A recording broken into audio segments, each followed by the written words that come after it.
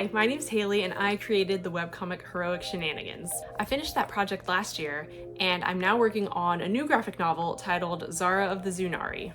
There are several things that I'm doing differently with this new comic project versus my last one, so I wanted to outline those, so if that's something that you're interested in, make sure to leave a like on this video. The first and probably biggest thing I'm doing differently is that I have the whole story planned out beforehand. Before I drew a single page of Zara, I had the whole story written from beginning to end, which was not the case with Heroic Shenanigans. I had a ton of ideas for my last comic, but when I started the story, I didn't know how or when it was going to end, which got a little stressful when I decided it was time to end it and had to figure out how to tie everything together in a hopefully satisfying way. With Zara, I know the whole story and I know how long it is. Heroic Shenanigans ended up being over 500 pages, I think, which isn't overly long for a webcomic at all, but Zara of the Zunari will be a just over 200-page standalone graphic novel. I have thumbnail sketches done for the majority of the pages. Having an end goal in sight while working on this project is helping me to stay motivated as I complete it. The second thing I'm doing differently with this comic is using a limited color palette. With Heroic Shenanigans, I had colors for each of the main characters and picked out colors for everything else as I went. I was of the mindset that every character color had to be unique. The red of Karen's hair couldn't be used as a red for anything else.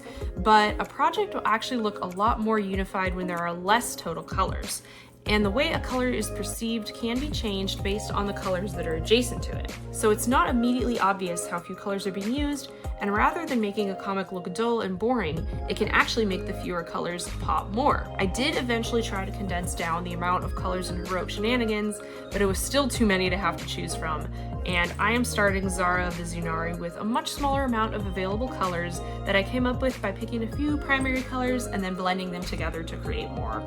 The next thing that I'm doing differently is a super nitpicky thing that probably only I will notice, but I have changed the way that I am making my panel borders. For Heroic Shenanigans, I had a page template file with two sets of parallel lines, a horizontal and a vertical set, that each had the exact same amount of space between them.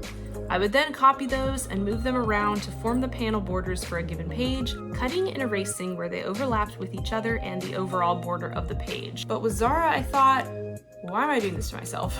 The gutters don't actually have to be the exact same size down to the last pixel. I can just eyeball it. So now I still have the page safe area outline and I use the rectangle tool to draw the boxes within that.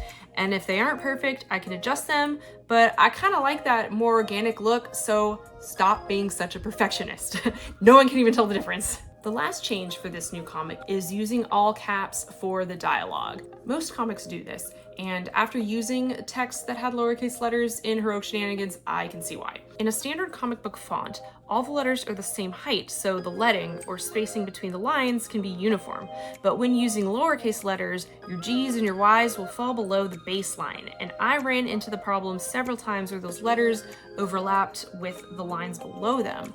The font I used for Heroic Shenanigans was made from my own handwriting, which I do still think is pretty cool, but I much prefer working with an all caps font. So those are some of the changes to my process that I've made for this new comic. I'm having a lot of fun working on it and I can't wait for you to read it. Are you working on a comic or another creative project? Let me know if you're using any of these techniques or if there's anything you've learned that has helped out with your creative process. And if you're interested in hearing more about the comics that I'm working on, be sure to subscribe here. So thanks for watching and I'll see you in the next video.